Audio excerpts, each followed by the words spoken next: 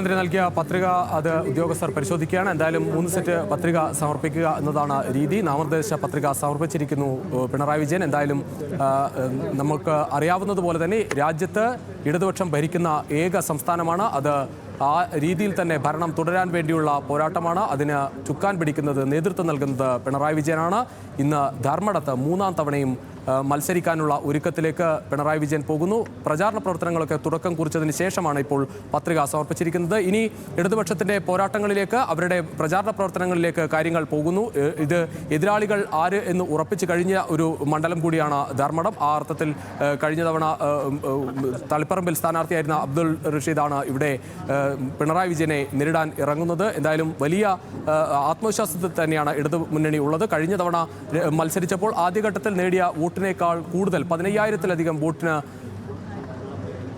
Benson Babu ചേരുകയാണ് ധർമ്മടത്ത് നിന്ന്. Benson, എന്തായാലും പിണറായി വിജയൻ പത്രിക സമർപ്പിച്ചിരിക്കുന്നു. ഇനി തെരഞ്ഞെടുപ്പ് പ്രചാരണത്തിലേക്ക് കൂടുതൽ മേഖലകളിലേക്ക് പോകാനുള്ള ഒരുക്കത്തിലാണ്. എന്തായാലും പത്രികാ സമർപ്പണം നടന്നിരിക്കും.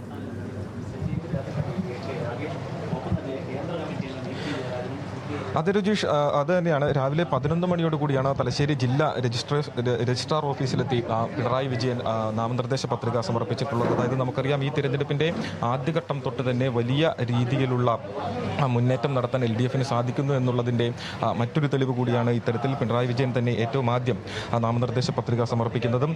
അതോടൊപ്പം തന്നെ നമുക്കറിയാം, ഈ സ്ഥാനാർത്ഥി പ്രഖ്യാപനം ഉണ്ടായി, അല്ലെങ്കിൽ തിരഞ്ഞെടുപ്പ് പ്രഖ്യാപനം ഉണ്ടായി മണിക്കൂറുകൾക്കുള്ളിൽ തന്നെ സ്ഥാനാർത്ഥികളെ പ്രഖ്യാപിക്കുന്നു. 1 മണിക്കൂറിനുള്ളിൽ തന്നെ വലിയ രീതിയിലുള്ള റോഡ് ഷോ ആയി സ്ഥാനാർത്ഥികൾ റോഡിലേക്ക് ഇറങ്ങുന്നു. അങ്ങനെ CPIM LDF വലിയ രീതിയിലുള്ള എഡ്ജ് ഉണ്ടാക്കിയെടുക്കുന്ന ഒരു കാഴ്ചയായിരുന്നു തെരഞ്ഞെടുപ്പ് പ്രഖ്യാപനത്തിന് പിന്നാലെ നമ്മൾ കണ്ടത്. അത് അക്ഷരാർത്ഥത്തിൽ ശരിയെന്ന് തെളിയിക്കുന്ന തരത്തിലാണ് സ്ഥാനാർത്ഥി പ്രഖ്യാപനത്തിന് ശേഷം നടന്ന LDFന്റെ ഓരോ പ്രവർത്തനവും നമുക്ക് കാണാൻ സാധിക്കുക. ആ നിലയിൽ തന്നെയാണ് മുഖ്യമന്ത്രി പിണറായി വിജയൻ ഇപ്പോൾ ഇത്തരത്തിൽ നാമനിർദ്ദേശ പത്രികയും സമർപ്പിച്ചിട്ടുള്ളത്. മുഖ്യമന്ത്രിക്കുള്ള തെരഞ്ഞെടുപ്പിൽ കെട്ടിവെക്കാനുള്ള തുക നൽകിയിട്ടുള്ളത് പത്തനാപുരം ഗാന്ധി ഭവനിലെ അന്തേവാസികളാണ് നൽകിയിട്ടുള്ളത്. അങ്ങനെ അദ്ദേഹം വീണ്ടും മൂന്നാമതും ഇത്തരത്തിൽ ധർമ്മടത്ത് നിന്നും ജനവിധി തേടുകയാണ്. വലിയ രീതിയിലുള്ള ഭൂരിപക്ഷം അദ്ദേഹം ഇത്തവണയും പ്രതീക്ഷിക്കുന്നുണ്ട്. കഴിഞ്ഞ കാലങ്ങളിൽ നാം കണ്ടതാണ് എത്രത്തോളമായിരുന്നു അദ്ദേഹത്തിന് ലഭിച്ചിട്ടുണ്ടായിരുന്ന ഭൂരിപക്ഷം, ഒരു ജനസമ്മതി എത്രത്തോളമായിരുന്നു എന്നുള്ളത് നമ്മൾ കണ്ടതാണ്. 1970 മുതൽ ആരംഭിച്ചതാണ് അദ്ദേഹത്തിൻ്റെ ഇത്തരത്തിൽ ഈ തിരഞ്ഞെടുപ്പ് ജീവിതം. അതായത് 70-ൽ കൂത്തുപറമ്പ് മണ്ഡലത്തിൽ നിന്നും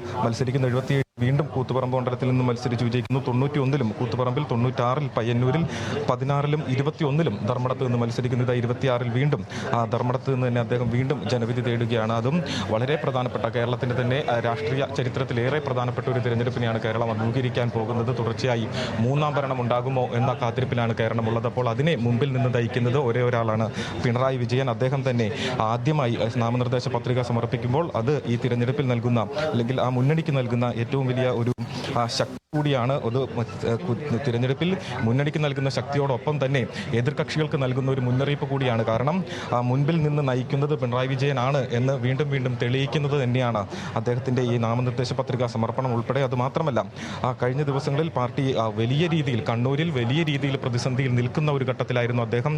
അദ്ദേഹത്തിൻ്റെ മണ്ഡലത്തിലേക്ക് വരികയും വലിയ റോഡ് ഷോ ആയി തന്നെ അദ്ദേഹം എത്തിച്ചേരുന്ന കാഴ്ച ഉൾപ്പെടെ നമ്മൾ കണ്ടതായിരുന്നു. വലിയ റോഡ് ഷോ നടക്കുന്നു, ആദ്യഘട്ട തെരഞ്ഞെടുപ്പ് കൺവെൻഷൻ നടക്കുന്നു. അങ്ങനെ മണ്ഡലത്തിൽ സജീവമായി തന്നെ അദ്ദേഹം ഇടപെടുന്ന കാഴ്ച നമ്മൾ കണ്ടു. തുടർന്ന് നാമനിർദ്ദേശ പത്രികാ സമർപ്പണത്തിന് ശേഷവും മണ്ഡലത്തിൽ തന്നെ മറ്റ് വിവിധ പരിപാടികളിലും അദ്ദേഹം പങ്കെടുക്കും എന്നുള്ളത് തന്നെയാണ് നമുക്ക് മനസ്സിലാക്കാൻ സാധിക്കുന്നത്. അങ്ങനെ തിരഞ്ഞെടുപ്പിൻ്റെ ഫുൾ ഫ്ലഡ്ജിലേക്ക് CPIM അതോടൊപ്പം തന്നെ ഇടതുപക്ഷ ജനാധിപത്യ മുന്നണിയും കടക്കുന്നു എന്നുള്ളത് തന്നെയാണ് നമുക്ക് മനസ്സിലാക്കാൻ സാധിക്കുന്നത്. നമുക്കറിയാം, 2016-ൽ മെയ് 25-നാണ് അദ്ദേഹം കേരളത്തിൻ്റെ 22ാമത് മുഖ്യമന്ത്രിയായി ചുമതലയേൽക്കുന്നത്. പിന്നീട് 2021-ൽ മെയ് 20-ാം തീയതി 2ാം തവണയും അദ്ദേഹം മുഖ്യമന്ത്രിയായി സത്യപ്രതിജ്ഞ ചെയ്തു. അങ്ങനെ 3ാം തവണയും അദ്ദേഹം തിരഞ്ഞെടുപ്പിനെ അഭിമുഖീകരിക്കുകയാണ്. ഇത്തവണയും ഒരു 3ാം ഭരണം LDFന് ഉണ്ടാകുമോ, അതിൽ മുഖ്യമന്ത്രിയെ അദ്ദേഹം തന്നെ തുടരുമോ എന്നുള്ള ആകാംക്ഷ തന്നെയാണ് കേരളം ഉറ്റുനോക്കുന്നത്.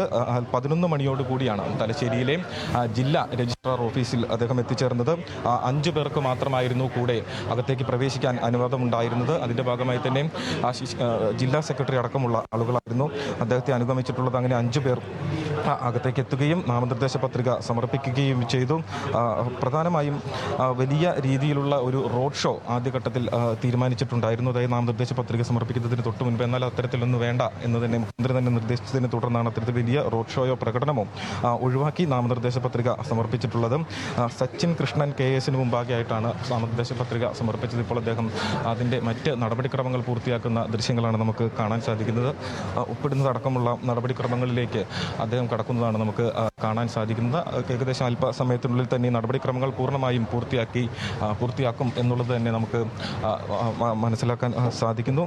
ഈ തിരഞ്ഞെടുപ്പുമായി ബന്ധപ്പെട്ട് ഇത്തരത്തിൽ പ്രധാനമായും നാമനിർദ്ദേശ പത്രിക സമർപ്പിക്കുന്ന പ്രധാനപ്പെട്ട നേതാക്കളിൽ ഏറ്റവും ആദ്യം നാമനിർദ്ദേശ പത്രിക സമർപ്പിക്കുന്നത് പിണറായി വിജയൻ തന്നെയാണ് എന്നുള്ളതും ഒരു കൗതുകം ഉണർത്തുന്നു. അല്ലെങ്കിൽ അതൊരു തരത്തിലൊരു ഒരു രാഷ്ട്രീയ അടയാളപ്പെടുത്തൽ കൂടെയാവുകയാണ് ഈ തിരഞ്ഞെടുപ്പിൽ എന്നുള്ളത് തന്നെയാണ് നമുക്ക് മനസ്സിലാക്കാൻ സാധിക്കുന്നത്. കാരണം നമുക്കറിയാം, കോൺഗ്രസ് സ്ഥാനാർത്ഥി പട്ടിക, അവസാനഘട്ട സ്ഥാനാർത്ഥി പട്ടിക പോലും പുറത്തിറക്കാനാവാതെ ഇപ്പോഴും അർദ്ധരാത്രിയിൽ ഉൾപ്പെടെ സ്ഥാനാർത്ഥി നിർണയവുമായി ബന്ധപ്പെട്ട ചർച്ചകൾ പുരോഗമിക്കുന്ന ഘട്ടത്തിലാണ്. സ്ഥാനാർത്ഥി നിർണയം പൂർത്തിയാക്കി, സ്ഥാനാർത്ഥി പ്രഖ്യാപനം പൂർത്തിയാക്കി, സ്ഥാനാർത്ഥികൾ ഇത്തരത്തിൽ മണ്ഡലങ്ങളിൽ അവരുടെ പ്രചാരണം രണ്ടാം ഘട്ടത്തിലേക്ക് ഉൾപ്പെടെ കടക്കുന്ന ഒരു സാഹചര്യത്തിലേക്ക് എത്തി നിൽക്കുന്നു. അതോടൊപ്പം തന്നെ ആ തിരഞ്ഞെടുപ്പിനെ ലീഡറായി മുൻപിൽ നിന്ന് നയിക്കുന്ന പിണറായി വിജയൻ തന്നെ ആദ്യമായി നാമനിർദ്ദേശ പത്രിക സമർപ്പിക്കുന്നു. അങ്ങനെ വലിയ ഒരു എഡ്ജ് CPIM-ന്, LDF-ന്, ഇടതുപക്ഷ ജനാധിപത്യ മുന്നണിക്ക് ഈ തിരഞ്ഞെടുപ്പിൽ നേടാനാകുന്നു എന്നതിൻ്റെ നേർക്കാഴ്ചയാണ് ഇത്തരത്തിൽ ആദ്യഘട്ടത്തിൽ തന്നെ ഈ നാമനിർദ്ദേശ പത്രിക സമർപ്പിക്കുന്നത്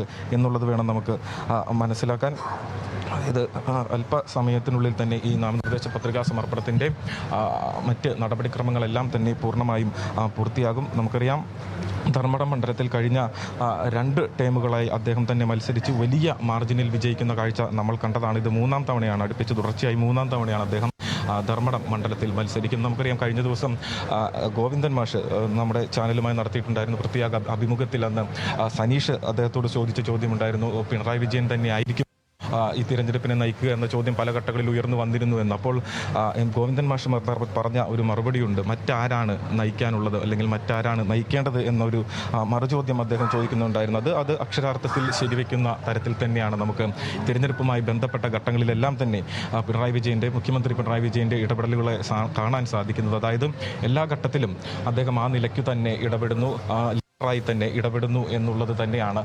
അപ്പോൾ അത്തരത്തിൽ സ്ഥാനാർത്ഥി നിർണയ ഘട്ടങ്ങൾ മുതൽ തൊട്ട് തന്നെ കൃത്യമായിട്ടുള്ള ഇടപെടലുകൾ അദ്ദേഹത്തിൻ്റെ ഭാഗത്തു നിന്നും ഉണ്ടായി എന്നുള്ളത് തന്നെയാണ്. സ്ഥാനാർത്ഥി നിർണയവുമായി ബന്ധപ്പെട്ട ഘട്ടങ്ങളിൽ തുടർന്ന് സ്ഥാനാർത്ഥി പ്രഖ്യാപനം നടക്കുന്നു, തുടർന്ന് പ്രചാരണത്തിൻ്റെ ആദ്യ ഘട്ടങ്ങളിലേക്ക് കടക്കുന്നു. അങ്ങനെ കൃത്യമായിട്ടുള്ള ഇടപെടലുകൾ അദ്ദേഹത്തിൻ്റെ ഭാഗത്തു നിന്നും ഉണ്ടാകുന്നു. അതിൻ്റെ നേർസാക്ഷ്യം തന്നെയാണ് ഇപ്പോൾ നമുക്ക് കാണാൻ സാധിക്കുന്നത്. അല്പസമയത്തിനുള്ളിൽ തന്നെ ഈ നാമനിർദ്ദേശ പത്രികാ സമർപ്പണത്തിൻ്റെ മുഴുവൻ നടപടിക്രമങ്ങളും പൂർത്തിയാകും. അതിനുശേഷം പൂർണ്ണമായും തന്നെ ഇത്തരത്തിൽ പ്രചാരണവുമായി ബന്ധപ്പെട്ട കാര്യങ്ങളിലേക്ക് മുഖ്യമന്ത്രി കടക്കും, പിണറായി വിജയൻ കടക്കും. കഴിഞ്ഞ 2 ദിവസങ്ങളിലായി അദ്ദേഹം മണ്ഡലത്തിലേക്ക് എത്തി. അദ്ദേഹം ആദ്യഘട്ടത്തിൽ ഒരു കൺവെൻഷൻ പൂർത്തിയാക്കിയിട്ടുണ്ടായിരുന്നു. വലിയ ജനപങ്കാളിത്തം കൂടി ഉണ്ടായിരുന്ന ഒരു കൺവെൻഷൻ കൂടിയാണ്. ആ കൺവെൻഷൻ്റെ ഏറ്റവും പ്രാധാന്യം നിലവിലെ കണ്ണൂരിലെ രാഷ്ട്രീയ സാഹചര്യം തന്നെയായിരുന്നു. പാർട്ടിയിലെ മുതിർന്ന നേതാക്കൾ തന്നെ കലാപക്കൊടി ഉയർത്തി പുറത്തേക്ക് പോകുന്ന സാഹചര്യം, എതിർചേരിയിൽ മത്സരിക്കാൻ തയ്യാറെടുക്കുന്ന സാഹചര്യം, അങ്ങനെ പാർട്ടി വലിയ പ്രതിസന്ധിയിൽ ആണ് എന്ന് തോന്നിപ്പിക്കുന്ന ഘട്ടത്തിലായിരുന്നു അദ്ദേഹം മണ്ഡലത്തിലേക്ക് എത്തുന്നത്, കണ്ണൂരിലേക്ക് എത്തുന്നത്. അങ്ങനെ നേരിട്ടെത്തി അദ്ദേഹത്തിന് ആദ്യം നൽകിയിട്ടുണ്ടായിരുന്നത്, അതായത് കണ്ണൂർ എയർപോർട്ട് മുതൽ ധർമ്മടം വരെ ഉണ്ടായിരുന്ന അദ്ദേഹത്തിൻ്റെ ആ ഒരു റോഡ് ഷോയിൽ അദ്ദേഹത്തിന് ലഭിച്ചിട്ടുള്ള വലിയ സ്വീകാര്യത, അതിനുശേഷം നടത്തിയിട്ടുണ്ടായിരുന്ന പ്രതികരണത്തിൽ അദ്ദേഹം നടത്തിയ പ്രതികരണങ്ങളെല്ലാം തന്നെ കൃത്യമായും അതിൻ്റെ ഒരു അടയാളപ്പെടുത്തൽ തന്നെയായിരുന്നു എന്നുള്ളത് വേണം നമുക്ക് മനസ്സിലാക്കാൻ. എന്തായാലും അതിൻ്റെ ഈ നാമനിർദ്ദേശ പത്രികാ സമർപ്പണത്തിൻ്റെ അതിൻ്റെ പ്രധാനപ്പെട്ട കാര്യങ്ങളെല്ലാം തന്നെ പൂർത്തിയായിട്ടുണ്ട് എന്നുള്ളത് തന്നെയാണ് നമുക്ക് മനസ്സിലാക്കാൻ സാധിക്കുന്നത്. അതിനുശേഷം ഇപ്പോൾ ഉദ്യോഗസ്ഥരുമായി അദ്ദേഹം സംസാരിക്കുകയാണ്. എന്തായാലും ഈ പത്രികാ സമർപ്പണം അതിൻ്റെ അവസാന ഘട്ടങ്ങളിലേക്ക് കടക്കുകയാണ്. അതിൻ്റെ മറ്റ്